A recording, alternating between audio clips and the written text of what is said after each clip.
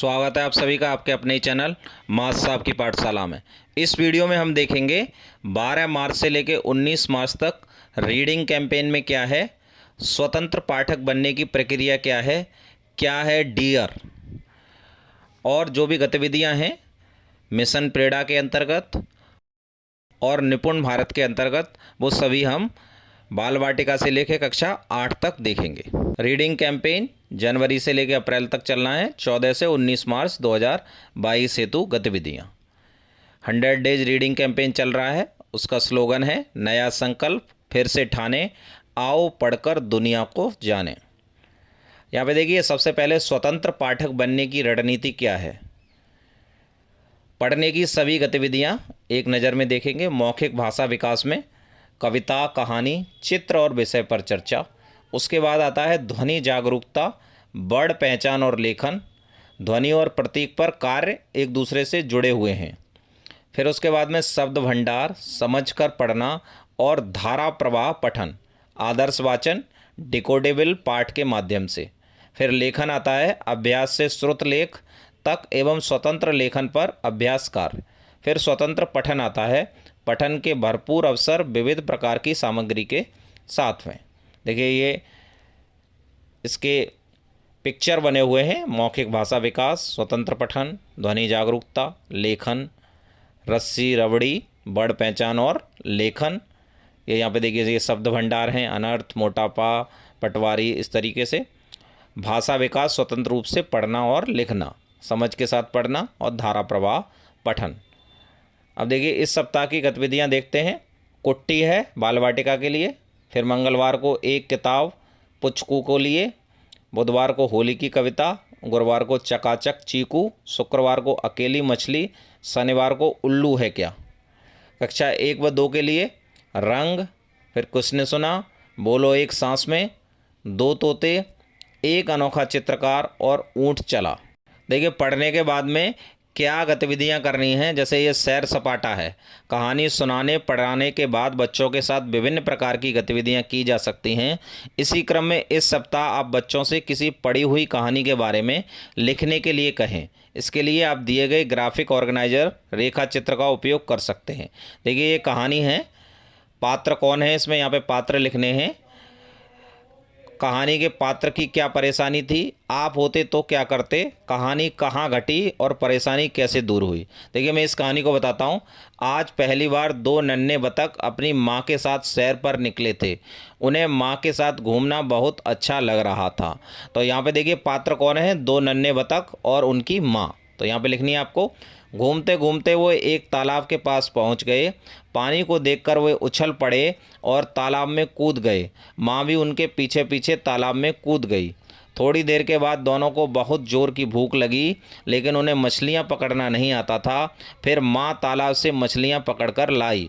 दोनों खाने के लिए दौड़े और अपने चोंच को आगे बढ़ाने लगे, लेकिन मछलियाँ कम थीं, जिससे उनका पेट नहीं भरा। अब वे भी माँ के साथ मछलियाँ पकड़ना सीखने लगे। देखिए, कहानी के पात्र की क्या परेशानी थी कि बच्चों को मछलियाँ पकड़ना नहीं आता था। कहानी कहाँ घटी, तो तालाब में कहानी घटी है। परेशानी कैसे दूर हुई, माँ ने मछलियाँ पकड़कर उनको दी और बाद में वो मछलियाँ पकड़ना सीख गए। आप होते तो क्या करते, तो आप होते, अगर उसकी माँ की जगह आप होते तो क्या करते, तो बच्चों को मछलियाँ पकड़ना सिखाते। तो ये आपका इस तरीके से देखिए ग्राफिक ऑर्गेनाइजर बना लेंगे और ग्राफिक ऑर्गेनाइजर की मदद से कहानी बना सकते हैं और कहानी की मदद से ये ग्राफिक ऑर्गेनाइजर भी बना सकते हैं। कक्षा 3, 4, 5 के लिए कलर्स, बैठा आस लगाए जल्दी साल पूरा हो जाए, तितली और इंद्रधनुष, मोजे, अर्थवर्म्स और पायल खो गई है। ये शनिवार तक की गतिविधियां हैं। पठन उपरांत की जाने वाली विस्तारित गतिविधियां, अपनी मनपसंद कहानी के पात्रों को लेकर नई कहानी बनाएं व लिखें।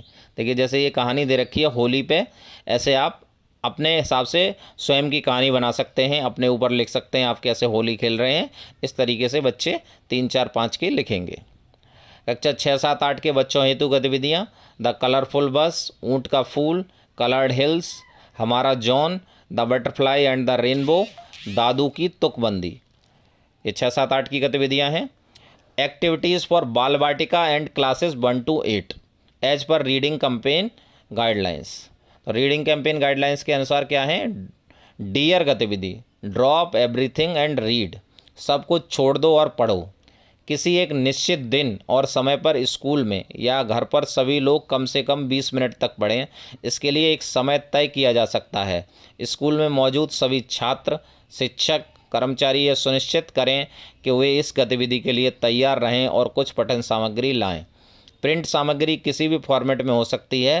पोस्टर, किताबें, कोई प्रचार, कोई सूचना, रैपर पर छपी जानकारी इत्यादि। पढ़ना कभी भी और कहीं भी हो सकता है, बाग में, घर में, स्कूल में, झूले पर, आंगन में इत्यादि। पढ़ना किसी भी स्वरूप में हो सकता है, अकेले, साथियों के साथ, शिक्षकों के साथ, दादा दादी, नाना नानी के साथ या माता पिता के साथ में। तो आप जो भी कर रहे हैं बच्चे, जिस तरीके से भी कर रहे हैं, तो उसका फ़ोटो ले लें। अब फ़ोटो आप इकट्ठा करके उनका प्रिंट आउट निकाल के आप अपने रजिस्टर में चिपका सकते हैं कि आपके बच्चों ने क्या नई गतिविधियां करी हैं। होली विशेष क्या है? मथुरा की होली बहुत मशहूर है। अपने परिवार एवं शिक्षकों से उसके बारे में पता कीजिए और लिखिए। आपके गांव में होली कैसे मनाई जाती है उसके बारे में लिखिए। फिर अपने शिक्षकों एवं परिवार के सदस्यों को पढ़कर सुनाइए। अपनी पाठ्य पुस्तक या पुस्तकालय में दी गई होली संबंधी कोई कहानी या कविता पढ़कर सबको सुनाइए। अपने दादा दादी या नाना नानी या अन्य किसी से होली से जुड़े परंपरागत लोकगीतों का संकलन कीजिए और सबको पढ़कर सुनाइए। एक चार्ट पर अपनी एवं अपने साथियों की हथेलियों को रंग में डुबोइए और छाप बनाइए और हर एक के बारे में कुछ लिखिए। होली त्यौहार में आपके घर में कौन कौन से पकवान बनाए जाते हैं उनके बारे में जानकारी इकट्ठा कीजिए और लिखिए। होली में होलिका दहन एवं रंग खेलने के पीछे का इतिहास पता कीजिए और लिखिए। किसी पुराने टूथब्रश को रंग में डुबोकर अलग अलग आकृतियों में रंग भरिए। तो ये होली विशेष गतिविधियां हैं, अभिभावकों द्वारा बच्चों के साथ की जाने वाली गतिविधियां। तो इस वीक की जो गतिविधियां हैं वो अभिभावक करा सकते हैं या आप करा सकते हैं। कौन सी गतिविधियां हैं? बच्चों से चर्चा करें कि घड़ी देखकर नोट करें वह कितने बजे उठते हैं, नाश्ता कितने बजे करते हैं, दिन और रात का खाना कितने बजे होता है और सोने कितने बजे जाते हैं। 15 तारीख को बच्चों के साथ चर्चा करें कि बच्चों को घर में कौन सी चीज़ें अच्छी लगती हैं, उनका वो चित्र बनाएं और उसमें रंग भी भरें। 16 तारीख को बच्चों से चर्चा करें कि हम भारत देश में किस जगह रहते हैं, कौन से राज्य में हैं, हमारे पड़ोसी राज्य का नाम क्या है। 17 को है बसंत ऋतु में आसपास रंग बिरंगे फूल दिखते हैं। बच्चों से कहें कुछ गिरे फूलों को उठाकर किताब के पन्नों के बीच दबा दें। 18 तारीख को आज होली है। बच्चों से बातचीत करें कि होली क्यों मनाई जाती है, इस दिन क्या क्या करते हैं और इस दिन कौन कौन से पकवान खाते हैं। 19 तारीख को चित्र दिखाते हुए बच्चों से बातचीत करें कि यह चित्र किसका है, ये क्या क्या करते हैं, अपने शिक्षकों के नाम बताने को कहें। 20 तारीख को बच्चों से चर्चा करें कि जब वे खुश, गुस्सा और दुखी होते हैं तो कैसे दिखते हैं, यह 3 भाव उनके चेहरे पर कैसे दिखते हैं, इनका चित्र बनाएं। तो इस वीक के लिए ये गतिविधियां हैं, गतिविधि कैलेंडर है। तो इस तरीके से आपको गतिविधियां, डियर गतिविधि, होली की गतिविधियां और ये कैलेंडर की गतिविधियां करवानी है। अगर आपने चैनल को सब्सक्राइब नहीं किया तो चैनल को सब्सक्राइब कर लीजिए। Thanks for watching.